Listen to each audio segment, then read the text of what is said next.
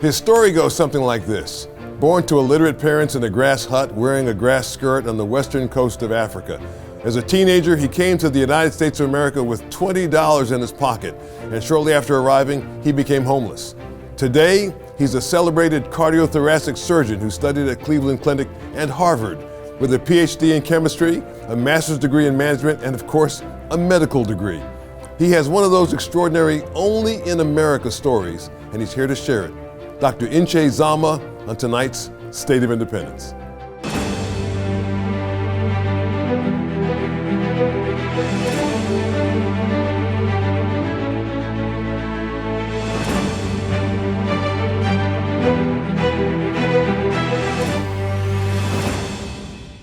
Our guest tonight was the second of 6 children, but what he witnessed was, as he says, the preventable death of his own mother during childbirth due to a lack of proper medical care.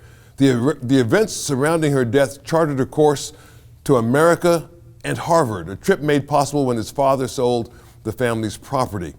Dr. Zama has a long list of distinctions that include leading celebrated cardiovascular and thoracic surgery programs, founding humanitarian medical work, and even performing the very first pediatric cardiac surgery in his native country of Cameroon. But most who meet Dr. Zama remember the way he makes you feel, loved, respected, and heard. He begins speeches referring to the audience as brothers and sisters. Not a bad way to start a relationship. Dr. Zama, welcome to State of Independence. So glad to have you. Take us back to the beginning, if you would, to that sad day when you lost your mother. Tell us what happened. Well, first of all, my brother, thank you for this opportunity to fellowship with you and the rest of our brothers and sisters and audience out there. And it's been a great journey, I have to say, and God has blessed me tremendously. And I always pay homage to the ones that made the ultimate sacrifice so I could be here today. Obviously, my own parents, my mother, my dad, and my uncles, aunts, and the entire village, really. And I've really been blessed, and I thank God for that. Well, if I look back, one of my greatest cheerleaders was my mother. And she was very strict. We grew up in that grass hut, and as she stated, I had 5 other siblings. And unfortunately, one day she went to the hospital to give birth. She gave birth, and after school, I was trekking home to the village, and I ran into an uncle who said she was having problems and she was at a hospital and needed blood. And so I heard the word blood, and it didn't sound good to me, and I dashed off to the hospital. I remember walking into that hospital room, and all I remember is there were 2 people there. There was my mom, and there was a nurse, and the nurse was crying. Her arms were up in the air, and she kept saying, "There's no doctor, there's no doctor." And when I looked to my left, I saw blood on the floor. I mean, blood was flowing down the side of the bed to the floor. And it was my 30-year-old mother. She's not even 30 yet, probably about 29. And she was moaning in pain. She goes, she heard my voice and she said, "Son, I'm dying, go home. Son, I'm dying." And I was about 10 years old. It's the worst thing for a child. I ran across the room and I held her hand. And I said, exactly. I says, "Mommy, please don't die." And she said, "Son, I'm dying." And she went on to bleed and bleed and bleed. And she died in my hands. And she'd always wanted me to have an excellent education. She was illiterate. She didn't know anything about education as we know, the classical education, but she wanted me to be the best. She wanted me to be as good or better than the missionary, because she thought the missionaries were really good people. They had great lives. And she wanted me to learn all knowledge. And so she put me on a path that has led me today to where I am in my life. I thank her for that. Well, your mother, what a wonderful woman. She wasn't gifted with long life, but what she did with the time that God gave her was amazing, and how she inspired you is amazing beyond belief. Because how do you get from a village in Cameroon to Harvard? I mean, how does that happen? I mean, kids growing up in the United States can't get to Harvard, let alone a kid from 2 wonderful but illiterate parents in Cameroon from a grass hut. How does that happen? Well, it's I always say it's a couple of things. It's discipline and it's principles. And she was a disciplinarian. My parents really were. I didn't mess around. I had to get the homework done. And they would spend their last penny to be sure we had kerosene. We have kerosene lamps so I could study. And I can't remember a day going by, not a single day, all year round, even Christmas Day. She'd have me sit in the corner in the evening and study for at least a couple of hours. She didn't know what I was reading. She'd hand me the book and she'd sit by me. And sometimes my dad would take turns, they'll take turns and they'll sit down and watch me study. So they were engaged. And whatever I did, I had to be excellent. It was not good enough. I remember coming home and I was number 2 in class. And when I told my dad, my parents, the response was, well, who was number 1? And they loved it at that. And so I was always striving to be better in whatever I did. And another thing, they taught me something called humility, to be humble. And there were always kids who did better than me, playing soccer, for example, playing sports. I didn't have the coordination that many of the other kids did. And my mother said, you got to be humble. You got to understand what your limitations are, and you got to accentuate your talents. And she said something oftentimes that still resonates today, that it takes strength to practice humility. And so you're always the stronger one when you're humble. And also gratitude. Always be thankful for the blessings and the opportunities you have, and express gratitude to others. And finally, forgiveness. So I had no grand expectations of anybody but myself growing up. I understood humility, I understood gratitude, and I understood thankfulness. And I was imbued with those qualities, and I must say, that's what could take a kid, 14, almost 14 years old, 15, with $20 to have survived in America all those years and done the things that I've done. How do you get to America? Tell me, that's an amazing story. You're 14 years old, so you're not very old. I know at 14 I was pretty immature. At 14 years old, you leave Cameroon, and how do you make your way to the United States? Well, I was physically, first of all, more mature than a lot of my classmates. I had skipped a few grades in elementary school, and I spent only about 4 years in secondary school, and that's why you skip all these grades in it. And I got into colleges in America. I knew I couldn't afford the tuition, and the village got together, the family, and they donated one day what amounted to $20. It was 10,000 francs in the currency. In those days, about $20. And my father sold our house, actually, the hut and the crops around it, and got about $300, 150,000 francs. And he used that money to buy me a one-way ticket to New York. Now, my destination was actually Baltimore, and I didn't factor that into the equation. And so I got on the plane. I'd never seen a plane for the first time. And it was, that in itself, it's a story. It took me through Paris. There was a layover, spend the night in Paris. It was quite an adventure in a modern hotel. I'd never seen one. And the very next day, I arrived in New York City with $20, a suitcase, knowing nobody in North America. It was rough. So how did you get to Baltimore from there? Well, so I got to New York, and I got scammed out of the $20 at the airport. Oh, no. I needed to take a taxi from JFK because to get to Baltimore, you got to go to Manhattan, right, and catch a train at Port Authority. Right. And I needed to make a phone call. I had a phone number of an individual who might be able to help me navigate, the intricacies. So I got to a payphone. I'd never seen one, never used one. And as I was struggling, this gentleman walked up and said, I can help you out. And I says, I need money, and I need, I don't know how it works. And I showed him what I had, which was $20. and and he took the money and he gave me change, and he dropped the coin, and he helped me dial the number, and then he promptly left. I thanked him profusely because I thought, wow, this is so great. And I got directions on how to get to Manhattan.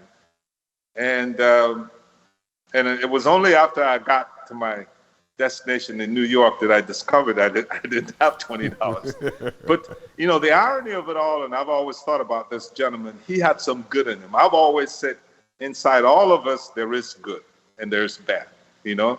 I tend to focus on the good. He could have absconded with the money. I was just a kid, you know? But he helped me out. At least I was able to leave the airport and get to Manhattan, and ultimately to catch a bus. And then what happened was I got to Manhattan, didn't have money, and a gentleman who was from uptown, and so I'm thinking probably Harlem or somewhere, I was struggling with the luggage at the subway. And he helped me out. He says, where are you going? I says, to Baltimore. I says, you know, I didn't have any money. And he gave me $20. Wow. And I wish I could meet him today. Wow. And God bless him. And with that money, I was able to buy a bus ticket to Baltimore on Greyhound. And then I got to Baltimore, and it was a whole nother story again. Well, God gave you, it seems like God just supplied you with what you needed. I mean, you know, it's like, like people like angels coming out of nowhere. I mean, that guy that gave you the money, the $20 to get to Baltimore. Yeah. Well, wherever I've always said, wherever you are in life, in this journey called life, and oftentimes in the thick of things, we don't realize God never deserts us. He plants these angels along the way. And if I look at the trajectory that I took from Africa to where I am today, it was just multiple angels along. Just when you think all hope is lost, and somebody appears. And that gentleman with the $20 appeared. I got to Baltimore. I was penniless. I went to a YMCA because I was instructed. It says, if you're ever stuck, go to a YMCA. And I walked in there, didn't have any money. Another angel got me registered, gave me a room. And I was crying every day and struggling. And then one of the college students from Morgan State College, actually, Morgan State University now, he still lives in Baltimore. William was his name. And he would come up every day and bring me peanut butter sandwiches. And he sent out a clarion call on the college radio, where he worked also part-time. And he says, would anybody be willing to help a homeless kid here? And days went by, and probably about a couple of weeks, and a gentleman answered. And he came and rescued me from the YMCA. Sam is his name. And many on my campaign trail got a chance to meet him last year and this year in particular. That is such a wonderful story. What a wonderful and inspiring story. It just seemed so impossible at so many turns, and yet and still in each time it looked like the door was closed, the door was opened for you. Well, you could imagine a youngster, lonely, no parents. I mean, yes, I knew physics and math and chemistry and biology. I was a good student, worked hard, but you still didn't have the social maturity, and you're alone in a new culture. You don't have your parents with you, and you're all by yourself. And it's God is great, and only in America, I would say that some of the things, the experiences that I had, and the opportunities, and the possibilities. This country is the greatest nation in the world. We must always remember that, and we have a moral responsibility to make it even better. But America's been blessed, and we're blessed. Yeah, you have led a blessed life. When did you know that you were called to be a surgeon? That you would go into medicine? You knew that you were smart and you understood physics and math and science, but when did it all come together for you to know that you would become a doctor? Well, the day my mother died, as I was trekking back to the village, and the words of that nurse kept ringing in my ears. There's no doctor, there's no doctor. Now, I'd never even seen a doctor growing up. It's many of the kids in the village, many of the people in the village, matter of fact. And the hospital only had one doctor, and he was tied up in a village, from what I understood, somewhere in the province. And he couldn't be there to attend to my mother. And so as I kept hearing those words, the nurse's words ringing in my ears, there's no doctor, I decided that I wanted to be a doctor, because a doctor was somebody who saved lives, because I never wanted another child to experience what I just experienced, and I never wanted another parent to suffer like my mother had just suffered before dying. That was the pivotal moment, and I made the decision I wanted to be a doctor. And the rest of it was really in God's hands. And it's always been said, if you're prepared when the opportunities come, and they will intersect and things will go right. And so I started school, a secondary school. I did very well. I worked hard. I studied, and I graduated at the top of my class. And so I did all the things without focusing on being a doctor that prepared me. And when I got to the U.S., I worked extremely hard. I had like 2-3 jobs, and I kept my focus and discipline. I wasn't out there partying, dancing, doing stuff, no. And I was focused on my studies. I wasn't out there dating, having fun, no. Focused on my studies. I knew getting into medical school would not be easy, even with good grades. And so eventually, when it came time to apply and get in, and also I wanted to do research. So that's why I went on and get a PhD and an MD, because I wanted to do research in medical sciences, not just a clinical physician. I wanted to be a researcher, to research the causes of diseases, the root causes. And so eventually, I was able to earn a diploma from, as you say, in Cleveland Clinic of Surgery and Harvard Medical School in cardiothoracic surgery. that is such a great story, and the determination and the drive that you have. It's just absolutely wonderful story. I mean, how many people get there in the United States, let alone from Africa, to be able to come and to get there, especially with no support. And without the support, again, when you get to this country, no parental support. You don't have friends. You don't have a structure set up to support you and tell you keep going. We're proud of you, but you just nonetheless you got there, and what a blessing your life has been. It's been great, my brother. And people always say, yeah, well, you're so involved in missionary work, and I've always said, hey, God gives you the talents. It says it's also a responsibility, And so that's why I've traveled the world, and I do missionary work a lot. I do pediatric heart surgery, I do adult surgery, and I just, medical humanitarian is something that I embrace as front and center in my life. And it's always about giving back to society, because God has been great to me. Humanity has been great to me. I consider myself quite blessed. You are indeed, brother. When we return, I'll ask Dr. Zama about his relationship with God. How does a man who is a man of letters and science make room for the divine and the miraculous claims of Scripture? Stay with us. You're watching Joe Watkins' State of Independence on Lighthouse TV. Positively different. Share your comments about today's program in the comment box at joewatkins.org.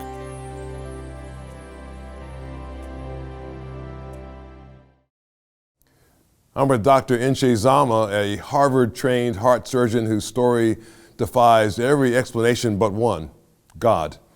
Dr. Zama, how have you been able to trace the presence of God in your life? And were there ever times when you doubted? Oh, yeah. I believe in that tiny room in the YMCA in Baltimore, crying my eyes out every day, wondering what I was doing here up in the skies. I'd never been that high up in the air, on the 8th floor, alone, with no one to talk to, and really no hopes for the future. I wondered if there was a God above. And so my human frailties came out, as there would many other times. And also in college, where I was kicked out numerous times for non-payment of tuition, and I would have to go out and hustle for weeks and earn $1.90 an hour, and living in a hole in the wall with no electricity. I mean, it's just no heat in the middle of the winter in Massachusetts was not easy. And many a times I wondered if there was a God above. But in the end, as I stated, it was just a reflection of human frailty. If you have a foundation within you, it's okay to question the presence of God, but it's not if you don't have a foundation of God within you. And I had that foundation growing up with Christian parents in Africa. So at the end of the day, when my human frailty, after it's reared its ugly head, I had to sit back, get on my knees and pray. And I didn't, obviously, the results, the outcome of my prayers were never evident the next day to me. But as time went on, God's response became more evident in the things that would happen to me.